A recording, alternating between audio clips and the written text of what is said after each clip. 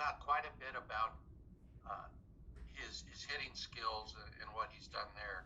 A little bit about his base running. What have you seen from him in terms of progress as an outfielder, in terms of angles to baseballs, cutoff throws, all those sorts Right. Overall, better, right? I think that's been something that, the player development staff worked on a lot in the minor leagues. It's a continual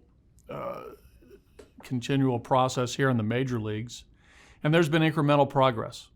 So again, repetitions, practice, all the things that our outfield coaches do with Tap are helping. It's something that he continues to focus on. All the things you mentioned, jumps, routes, proper throws, proper bases, all the basic fundamentals of good defensive play, he's working on. Okay. And my final one for you, the news came down that AAA is going to be pushed back about a month, I believe it is. Does that affect the Rockies' big league team in any way, shape, or form? I think it affects all of us, all 29 other clubs, because I think the best scenario for players to be ready if needed to get them to the big leagues is pure competition. To have in-game action running simultaneous to the big league season. Now being pushed back, their spring training will start when we start. So basically, like you mentioned, they're a week behind in real competitive baseball. But a lot of the AAA players, are here in camp with us. So they're, getting spring training games, they're getting repetitions, they're getting in shape for the season. That's going to come to a halt once we send guys to the minors, we set our roster. There'll be a little bit of downtime for those guys. They'll still be active. There'll be a group here, obviously, continuing to take batting practice, throw side sessions, simulated games. So, we're all in the same boat, but you'd like to have your players playing games. Okay, buddy. Thank you. Yep. Stick with the Denver Post and go to Kyle Newman. Kyle, go ahead. Hey, buddy. Good to see you. Colton Welker, what's kind of impressed you as he's continued to come on, and obviously he's on the 40-man now. What are you looking for him out of this spring and just kind of another progression and another leap this year? Well, actually, the thing that's standing out for us is that, he's moving really well. Moving in the right direction in a lot of areas. On the field, on defense, footwork, arm, hands, in practice and drills, really showing well. And he's had, I believe, 3 at-bats that have all been quality. The bat speed's there, taking good swings, identifying pitches. So, he's in a really good spot. And I think it's, just another year of maturity, a year older, understanding, more about himself, understanding more about, his place in our organization and where his, potential is. He's maturing, and it's really good to see. A couple more and some prospects. Jamison Hanna, I know a lot of Rockies fans aren't very familiar with him, but in camp as a non-roster invite, have you seen him at all? Have you, been able to kind of glean anything from his game? Yeah, I mean, the first time we've put our eyes on him live, there's been some video in our scouting reports that we've looked at, but, in game we've seen, some, 3 really good catches.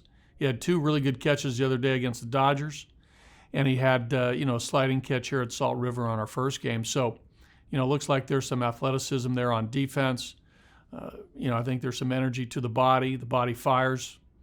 The bat, there's a little strength to the bat. I think the hitting coaches and Jamison are working on a number of things. But, there's some pull side power there. There's a guy there with, athleticism that plays. So he needs reps. He needs to play. He needs to, polish some things up in the minors. But, he's interesting. And then final one for you, but Justin Lawrence, I know obviously you got the suspension last year. What's the update on that? Having considering no minor league season last year. He's still facing 80 games. You know kind of what the status is right there? Yeah, well, I'm not sure the exact status. I think he's good to go, but he's been looking really, really good in his side sessions. His BP's pitching today. Looking forward to that. But the ball's coming out good. I think you're going to see a fastball in the mid 90s today with a improving slider. The ball spinning well on his breaking ball. So I'm excited to see him really today to see what we got. A couple years ago in the Arizona Fall League, he really lit it up, and he really put himself on the radar. And then, the last couple of years have been, a little rocky for him. But hopefully he's in a good place now. He looks to be physically fine, mentally fine. And I think the suspension has passed him, I believe. I'll double check. But looking forward to seeing him back on a regular basis, part of our organization. Thanks, buddy. Thomas Hardy. Buddy, what have you seen this camp so far from Ryan Rollison, and when will we see him in a Cactus League game? He threw yesterday in a simulated game here on our off day. He and Herman and Jose Mujica and Robert Stevenson threw yesterday to some hitters, and Rollison looked good yesterday. I was impressed. I know last year during alternate camp, he and the pitching coaches worked on a few things mechanically that we thought would help him. He stayed the course with those over the off season. A lot of repetitions of just playing catch. Some simple things with his head, some things with his release point, where his hand was when the ball came out of his hand, and he's put those into practice so far this spring training. So, like the way he threw the ball yesterday, 3-pitch mix, fastball curve change, located the fastball, which he's going to have to do, and I think he'll show up. I think this weekend. Saturday, Sunday, maybe, in a Cactus League game. I know last year when the season kind of got away from the team, we were asking you about throwing him into a major league game. Sounds like you guys had a plan with him. How patient has he been with this? I know people want to pitch in the major leagues. Yeah, well, he still had a ways to go, Thomas. He wasn't ready last year. I know that, being an alternate camp, and we were working on some things mechanically that he needed to address, and he did a really good job of taking those teachings and putting them into physical action. So he wasn't ready last year, but now again, good off season. Like a lot of players, a year older, more mature. We'll see where this season goes, but I like where he is right now. I wanted to also ask you about Connor Joe. Appeared in the majors a couple of years ago. Really rough year last year dealing with the testicular cancer. How much have you gotten to know him? How much have you seen of him on film? I know he's been at some Cactus League games, but Yeah. what do you think of the tools he has? Yeah, well, he's always hit. He's hit in the minor leagues. You pull up that track record in the minors. There's a hitter in there. There's an on-base component in there as well. He's got good strike zone discipline. Gives you quality at bat. Has a little pop. We saw his big league. Hit. He was with the Giants and got a base hit to left field. I think that was his only hit in the big leagues when he got to the Giants, and they had to make some roster moves, and he got sent down. But there's a minor league track record of hitter. There's a first base, third base, outfield component. He's working on those. We've seen him mostly at first here in camp. But I like the bat, and our hitting coaches seem to think the same thing about his approach. It's a really professional approach with what I mentioned earlier, command of the strike zone. So we'll take a look at Connor as a guy that maybe could help our big league roster. Is first base his best defensive position? I think so. He as an amateur player in college, he was, they tried to make him a catcher. Then he went to third base. He's been to first. He's popped in the outfield. So I think just trying to find where it works best for Connor is something that we're going to try to identify here in spring. And also, if he has that versatility in him, that's advantageous for him. Thank you, buddy. Drew Friesman. Good morning, buddy. Morning, Drew. I wanted to ask you about your lefty reliever situation. I know we're a ways out, but just looking at the numbers, it seems plausible that you could start the season with all righties. Yep. You did last year. Yep. And Bowden, Phillip Deal, some of these guys battling for it. What did they need to do? And how comfortable or strange is it, this 3-batter minimum and having an 8-man bullpen with no lefties in it for you? A lefty. I mean, come on. This is kind of a strange situation here, but. Well, I think first of all, I think the guys have to impress us. All the lefties who are here in camp, whether it's Bowden, Deal, Brian Gonzalez. We have a couple other guys here. Ian Clark and Zach Rosecup, who are sort of a contingency plan of lefties who are down here getting some work in, as well as a supplemental group of guys to our original spring training roster. Again, I think we're looking for our best 8 pitchers, the guys who can get left and right-handed hitters out. I think we have some guys last year who fared better against lefties than righties. Tyler Kinley comes to mind, who fills that bill as a guy that, because of his weapons, was really successful against the lefty.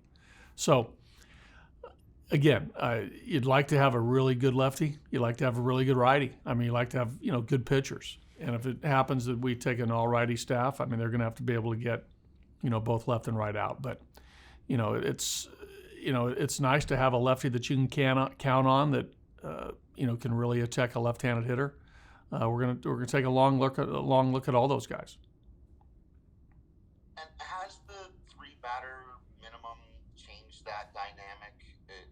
Now that you can no longer just go get the lefty to face the one big lefty, is it less necessary?